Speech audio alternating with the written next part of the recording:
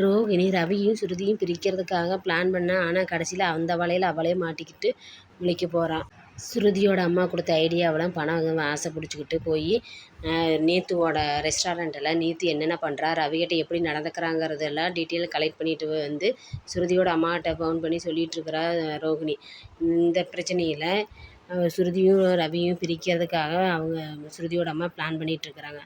ஆனால் கடைசியில் இந்த வலையில் வந்து ரோகிணியவே மாட்டிக்கிட்டு மீனா வந்து அருணோட வீட்டில் ஃபங்க்ஷனுக்கு போயிட்டு வந்துட்டு சோகத்தில் உட்காந்துருக்குறா. முத்து வரைய என்னாச்சு மீனா, ஏன் சோகத்தில் உட்காந்துருக்கு அப்படின்னு சொல்லி கேட்குறப்ப, இல்லைங்க நீங்கள் உங்களை காணான்னு தான் எதிர்பார்த்துட்டு உட்காந்துருக்குற அப்படின்னு. நான் தான் லேட்டாகுன்னு சொல்லிட்டு தானே போனேன் அப்படின்ட்டு.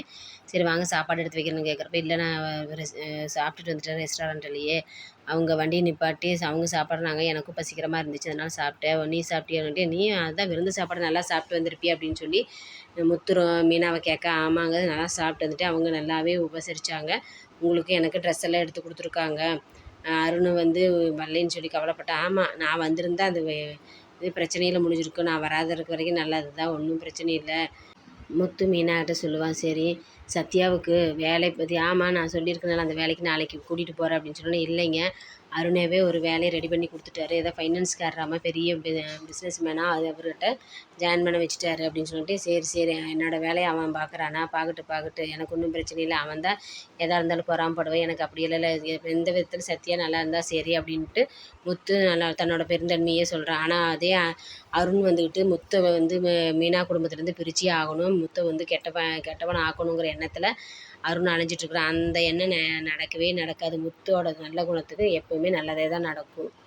மீனா வந்து அங்கே என்ன நடந்துச்சு, அவங்க அம்மாவையும் சத்யாவையும் எல்லாம் அவங்க அம்மா அப்பா எப்படி நடத்துனாங்க அப்படிங்கிறதெல்லாம் சொல்லிகிட்ருக்கிறப்ப, ஆமாம் இங்கே வந்து உங்கள் அம்மா அப்பாவுக்கு மரியாதையே இல்லை தான், எங்கள் அம்மா மரியாதை கொடுக்க மாட்டாங்க. இருந்தாலும் உங்கள் அப்பா எங்கள் அம்மாவை மரியாதையாக தான் நடத்துகிறாரு. அவர் நல்ல குணத்துள்ளவர், அதனால நல்லா நடத்துடுவார்.